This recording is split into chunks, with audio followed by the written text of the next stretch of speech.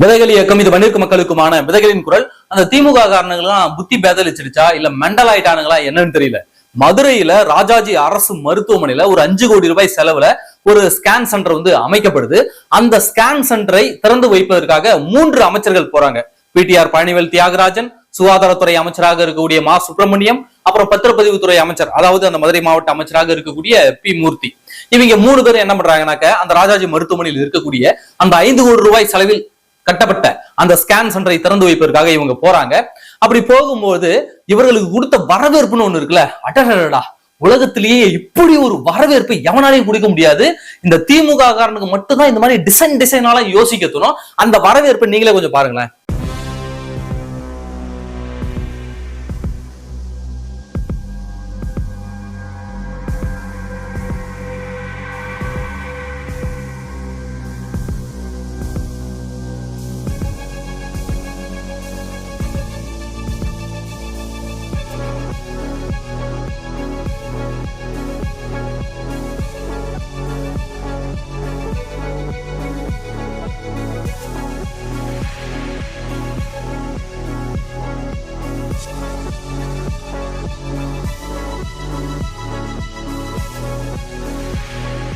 பாத்தீங்களா, எல்லாருக்கும் வரவேற்பு எப்படி கொடுப்பாங்க? பன்னீர் தூவி வரவேற்பு கொடுப்பாங்க, சந்தனத்தை தடவி விட்டு வரவேற்பு கொடுப்பாங்க, அல்லது சிவப்பு கம்பளம் விரிச்சு விட்டு வரவேற்பு கொடுப்பாங்க. ஆனா இவங்களுக்கு எப்படி வரவேற்பு கொடுத்துருக்காங்கன்னா, பெனாயில் இருக்குல்ல, பெனாயில 2 பேரும் அந்த 3 அமைச்சர்களுக்கு முன்னாடி இவங்க அந்த 2 பேரும் அந்த பெனாயில செவுத்துல இப்படி பாட்டில்ல ஓட்ட போட்டு இப்படி தெளிச்சுக்கிட்டே போறானுங்க. உலகத்திலேயே பினாயிலை வைத்து வரவேற்பு நிகழ்ச்சி நடத்திய ஒரே கரகாட்ட கோஷ்டி நம்ம திமுக கரகாட்ட கோஷ்டி தான். ஏன்னா இந்த ஸ்கேன் சென்டர் திறக்கிறதுக்கு எதுக்கியா நீங்க பெனாயில எடுத்துட்டு போறீங்க? பெனாயில் எதுக்கு யூஸ் பண்ணுவாங்க? பாத்ரூம் கழுவுறதுக்கு, ஃப்ளோர் துடைக்க யூஸ் பண்ணுவாங்க. ஒருவேளை ஹாஸ்பிட்டல்ல கழிவறையை கட்டி அந்த கழிவறையை திறக்கிறதுக்கு இவங்க அதுக்கு நீங்க பெனாயிலால வரவேற்றீங்கன்னா பரவாயில்ல, ஸ்கேன் சென்டர் திறக்க வரவேற்றவனுக்கு எதுக்கியா பெனாயிலால வரவேற்பு? இதை நம்ம கேட்டா நம்மள பைத்தியார பையன் சொல்லுவானுங்க. இவனுக்கு என்ன பண்ணிருக்கானுங்கன்னா, அந்த பெனாயில அடிச்சது மட்டும் இல்லாம இதுல வீடியோ எடுத்து பெருமையா வேற பாத்தீங்களா, பினாயிலால் அந்த புதிதாக ஒரு வரவேற்பு. அந்த அதிலும் குறிப்பா அந்த பாலிமர் தொலைக்காட்சிக்காரன் இருக்கான் பாரு, அவன் இதே வேற யாராவது செஞ்சிருந்தாங்கன்னு வச்சுங்களேன், பாலிமர்காரன் என்ன தெரியுமா சொல்லிருப்பான், என்னங்க பெனாயில வச்சு இவ்வளவு கேவலமா பண்றாங்கன்னு சொல்லிட்டு ட்ரோல் பண்ணி வீடியோ போட்டிருப்பான். ஆனா இவங்க எப்படி வீடியோ போட்டிருக்காங்கன்னா, பாலிமர்காரன் வாங்கின காசுக்கு கரெக்டா குவி இருக்கான். அதாவது பினாயிலை வைத்து வரவேற்பு, சிவப்பு கம்பள வரவேற்பை மிஞ்சிய வரவேற்புன்னு சொல்லிட்டு ஃபயர் விட்டுருக்காங்க. திமுக அதுக்கும் ஃபயர் விட்டுருக்காங்க. எப்பேற்பட்ட தற்குறி கூட்டத்துக்கிட்ட எல்லாம் நம்ம மாட்டிக்கிட்டு முழிக்கிறோம்னு தெரியுதுங்களா? அப்போ ஒருவேளை கக்குசு கட்டி கக்குசு தொடர்பு இந்த 3 அமைச்சர் வந்திருந்தா ஆளுக்கு ஒருத்தவங்க ஒரு பாட்டில் பெனாயில் பாட்டில் கொடுத்து கழுவி விட்டு போயான்னு சொல்லியிருக்கலாம். இவங்க ஸ்கேன் சென்டருக்கு பெனாயில வச்சு வரவேற்பு கொடுத்துருக்காங்க. அதையும் வெக்கமே இல்லாம வீடியோவை வேற எடுத்து போட்டிருக்காங்க. இன்னொரு விஷயம் என்னன்னாக்க, விஜய் அவர்கள் இன்னைக்கு பார்த்த வேலை, இவர் இன்னும் அரசியல்வாதியாக மாறவில்லை. இன்னைக்கும் அவரு நடிகர் என்பதை தொடர்ச்சியாக நிரூபித்துக் கொண்டிருக்கிறார். பிரச்சாரத்துல போயிட்டு வண்டிக்குள்ள நின்றுட்டு இப்படி வாயில கையை வச்சுக்கிட்டு லைட்டை ஆஃப் பண்ணி ஆன் பண்ணி போடுறது. அங்க இருக்கிற ரசிகர் குஞ்சுகள் வேணாக்க இதுக்கு கை தட்டலாம், விசில் அடிக்கலாம், என்ன வேணாலும் பண்ணலாம், கத்தலாம், ஆஹா ஓஹோன்னு.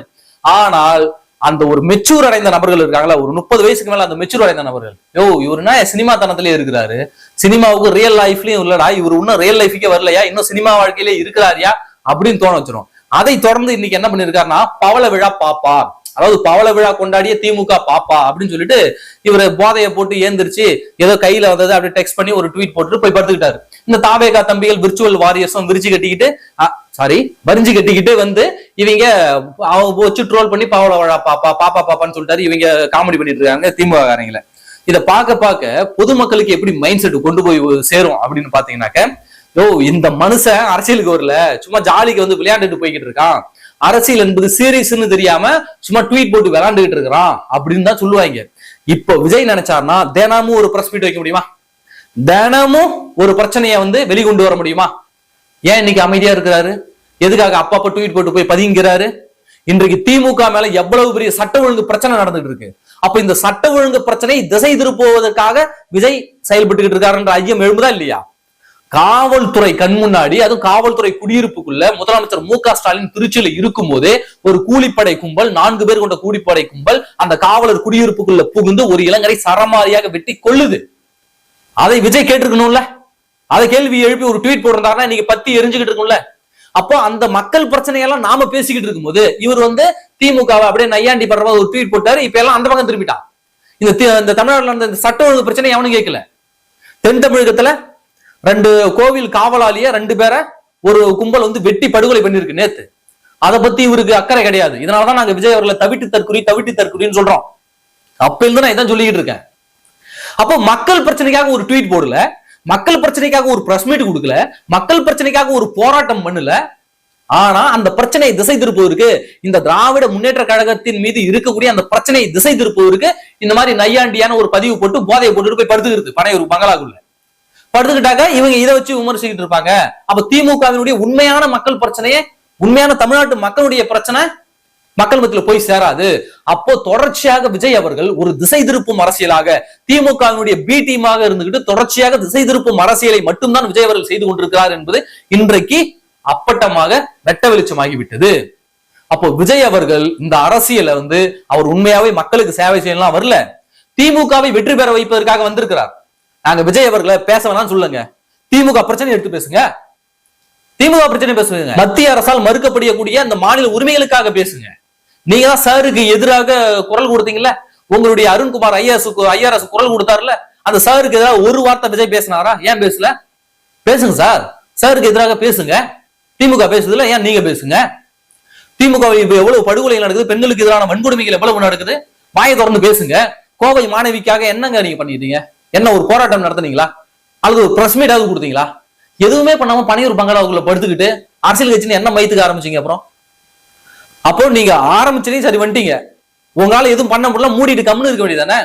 அப்ப திமுக பிரச்சனையை இங்க அதிமுக எழுப்பிக்கிட்டு இங்க மக்கள் மத்தியில கொண்டு போய் சேர்த்து கொண்டு இருக்கும்போது இடையில குறுக்க பூந்து ஆட்டத்தை கலைச்சிக்கிட்டு இருக்கீங்க.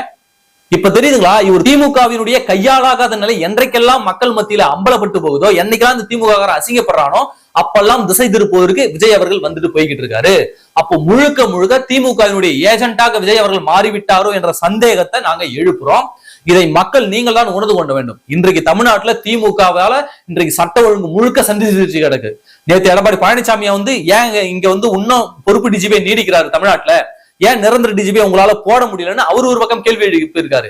அதனாலதான் சட்ட ஒழுங்கு பிரச்சனை இங்க ஏற்படுது, தமிழ்நாடு சட்ட ஒழுங்கு சீர்கெட்டு கிடக்குன்னு எடப்பாடி பழனிசாமி முக்கியமான கோரிக்கையை நேற்று வச்சிருக்கிறாரு.